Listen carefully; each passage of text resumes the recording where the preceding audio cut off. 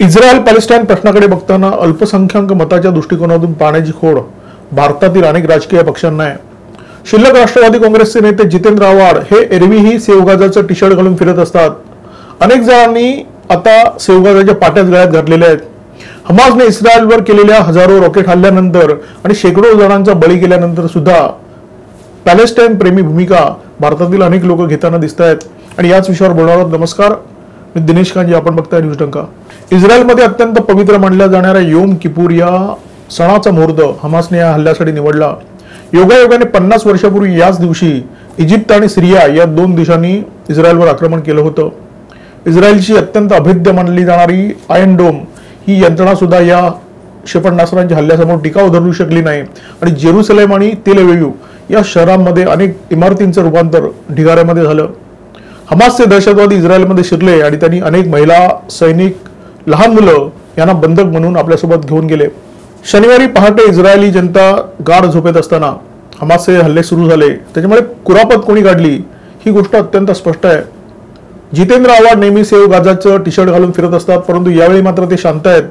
त्यांची जागा घेतली आहे शिवबाटाचे प्रवक्ते संजय राऊत यांनी. संजय राऊतांना याबाबत एका पत्रकार परिषदेमध्ये प्रश्न विचारण्यात आला की इंडिया आघाडीतील घटक पक्ष असलेल्या पीडीपीच्या नेत्या महबूबा मुफ्ती यांनी पॅलेस्टाईनची बाजू घेतली आहे, आपलं मत काय? संजय राऊत अलीकडे प्रश्नांची उत्तरं देताना किंवा काही बोलत असताना दाखले देतात ते पंडित जवाहरलाल नेहरू, इंदिरा गांधी, राजीव गांधी यांचे. अलीकडे त्यांना शिवसेना प्रमुख बाळासाहेब ठाकरे यांचं आणि त्यांच्या विचारांचं पार विस्मरण झालेलं आहे. कधी काळी शिवसेना हा पक्ष हिंदुत्वाचा बुलंद आवाज होता, परंतु शिव उभाटा मात्र काँग्रेसची तैनाती फौज झालाय आणि या पक्षाचे नेते कायम काँग्रेसची धुणीमांडी करताना दिसतात. महबूबा मुफ्ती यांच्या संदर्भात संजय राऊत यांना प्रश्न विचारल्यानंतर संजय राऊतांना यासर अराफातची आठवण आली. पॅलेस्टाईनच्या निर्मितीला कसा भारताने पाठिंबा दिला होता, यासर अराफात यांना इंदिरा गांधी कशा राखी बांधायच्या आणि इंदिरा गांधींच्या मृत्यूनंतर यासर अराफात दिल्लीमध्ये येऊन कसे ढसाढसा रडले होते याची आठवण त्यांनी पत्रकारांना करून दिली. आणि भारताचं पॅलेस्टाईनच्या संदर्भात धोरण काय हे विसरता कामा नये असा मोलाचा सल्ला सुद्धा दिला. इतिहासाचार्य राजवाडे ही खूप मोठी आसामी होती. त्यांनी इतिहासाबद्दल खूप मोलाचं संशोधन केलेलं आहे. मात्र राष्ट्रवादी काँग्रेसचे संस्थापक शरद पवार यांच्या तालमीत दोन असे नेते तयार झालेले आहेत जे सतत इतिहासाबद्दल बोलत असतात आणि त्यांचं वर्णन इतिहासाचार्य खाज वाडे अशा प्रकारे करता येईल. यांना इतिहासाबद्दल उकीट माहीत नसतं, काही अभ्यास नसतो, परंतु ते इतक्या आत्मविश्वासाने बोलतात की समोरच्याला शंका सुद्धा येणार नाही की थापा मारतायत. इतिहासाबद्दल फारशी माहिती नसताना संजय राऊतांना इतिहास सांगण्याची खास मात्र आहे. त्यांनी यासर अराफात यांचा इतिहास सांगून ही खास पुन्हा एकदा भागवून घेतलेली आहे. यासर अराफात यांनी इस्रायलच्या विरोधात अनेक दशक संघर्ष केला. त्यांनी पॅलेस्टाईन लिबरेशन ऑर्गनायझेशन या संघटनेची स्थापना केली होती. या संघटनेने वारंवार इस्रायलवर दहशतवादी हल्ले केले. यासर अराफात यांनी इस्रायलशी प्रदीर्घ लढा दिला, परंतु त्यातून निष्पन्न काहीच झालं नाही. पॅलेस्टाईनसाठी ते काहीच करू शकले नाहीत. यासर अराफात यांचं वय वाढत होतं आणि लढून लढून ते थकले सुद्धा होते.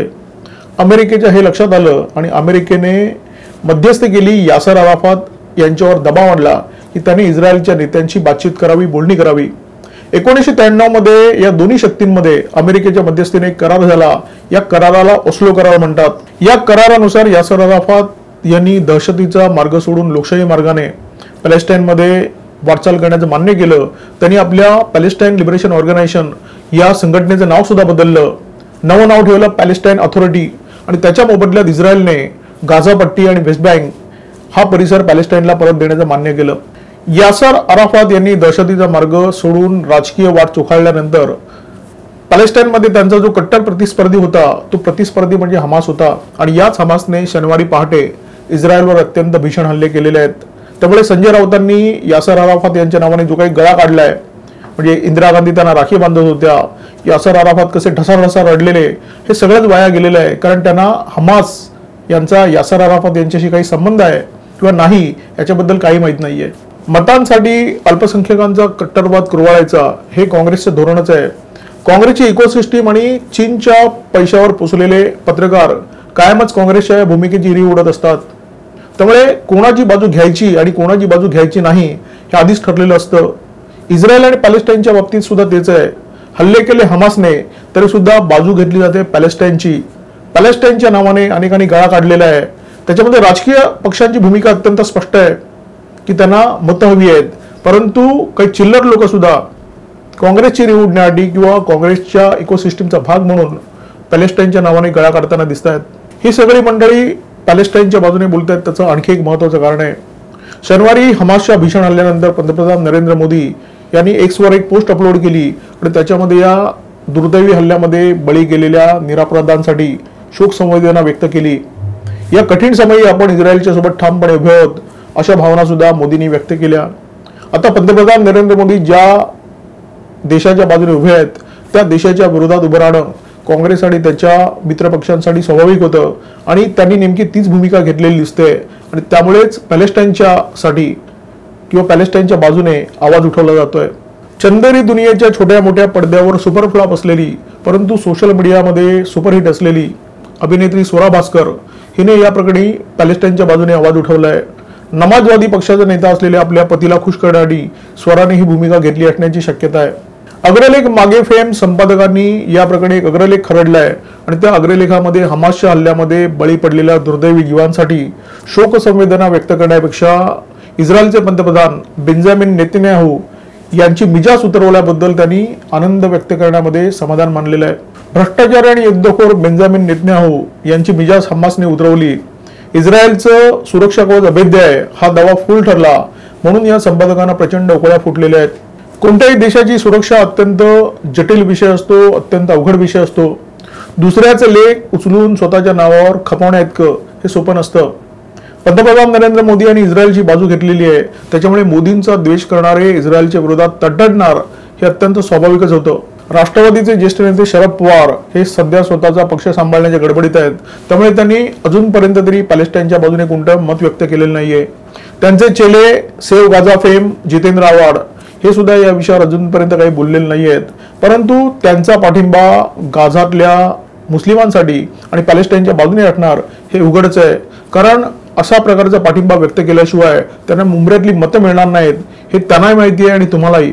अलीगड मुस्लिम युनिव्हर्सिटीच्या विद्यार्थ्यांनी पॅलेस्टाईनच्या बाजूने आणि इस्रायलच्या विरोधामध्ये मोर्चा काढलेला आहे. देशभरातल्या अन्य मुस्लिम संघटना सुद्धा त्यांच्याच पावलावर पाऊल टाकून यापुढे देशामध्ये काही मोर्चे काढतील, काही ठिकाणी दंगलीवैरी घडवण्याचा प्रयत्न करतील अशी दाट शक्यता आहे.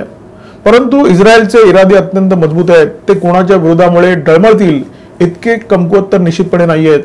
इस्रायल आपल्या पद्धतीने हमासला उत्तर देत आहे आणि या युद्धाची परिणती अखेर काय होणार हे सगळ्या जगाला माहिती आहे. दहशतवादी संघटना किंवा अरब राष्ट्रांनी जेव्हा जेव्हा इस्रायलवर हल्ला करण्याचा प्रयत्न केला तेव्हा तेव्हा इस्रायलने त्याला चोख उत्तर दिलंच आणि स्वतःचं क्षेत्रफळ सुद्धा वाढवलं. प्रत्येक युद्धागणिक इस्रायलचं क्षेत्रफळ वाढलेलं आहे हा इतिहास आहे. हमासच्या हल्ल्याचा सुद्धा इस्रायल बिनतोड उत्तर देईल हे निश्चित आहे. भारताने इस्रायलची भक्कमपणे पाठराखण केलेली आहे आणि जे जे राष्ट्रवादी भारतीय आहेत त्यांनी सुद्धा आपला पाठिंबा इस्रायलच्या बाजूनेच आहे असं ठामपणे सांगितलेलं आहे. Xavier I stand with Israel हा ट्रेंड प्रचंड व्हायरल होतोय. न्यूज डंकाच्या व्हिडिओमध्ये तुर्तास इथेच थांबतो. व्हिडिओ जर आवडला असेल तर लाईक करा, शेअर करा आणि अशा प्रकारचे माहितीपूर्ण व्हिडिओ पाहण्यासाठी सबस्क्राईब करा आमच्या युट्यूब चॅनल. नमस्कार आणि धन्यवाद.